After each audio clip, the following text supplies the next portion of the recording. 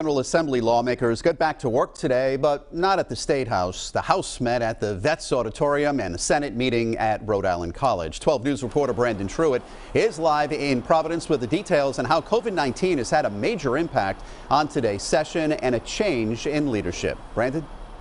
Mike, this opening session was as unique as any. Both chambers meeting outside of the walls of the State House, but the votes were cast anyway. Tonight, there is a new Speaker of the House for the first time in nearly 8 years. I offer a most sincere thank you. And with that, there's a new Speaker in town.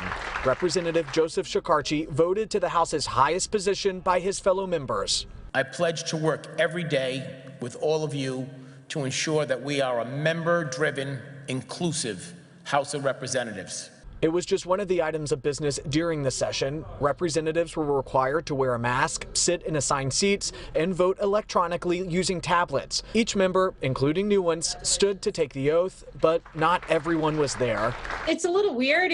Everything in 2020, you just learn to roll with it. Representative-elect Barbara Ann Fitton-Fung is in quarantine. Her husband, former Cranston Mayor Alan Fung, tested positive for the virus. Fitton-Fung herself was positive in April and now has a dose of the vaccine. But we don't think I could possibly carry it. No one's going to take that risk, and it's a silly risk to take anyway. Fitton-Fung will be sworn in at a later date, pending another negative test Friday. It could be as soon as next week. As for the work at hand, well, there's a lot. A budget in turmoil and questions over what it'll take to fix it. Lawmakers back to work after some argue it should have happened sooner.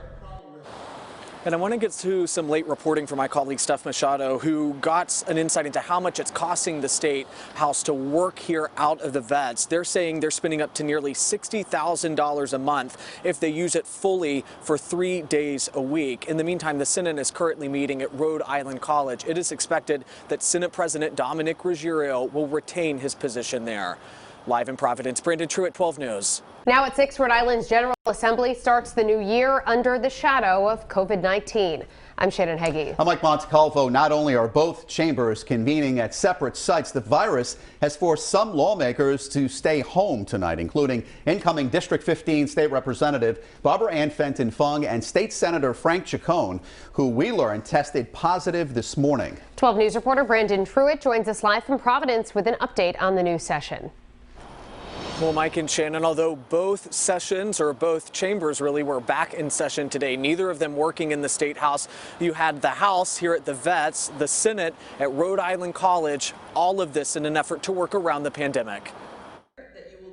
An opening session unlike any other. Masked lawmakers, strictly distanced, gathering outside the walls of the State House. I offer a most sincere thank you. It was a changing of the guard for House leadership. Representative Joe Shekarchi sworn in as Speaker, the first time someone new has taken the role in nearly 8 years.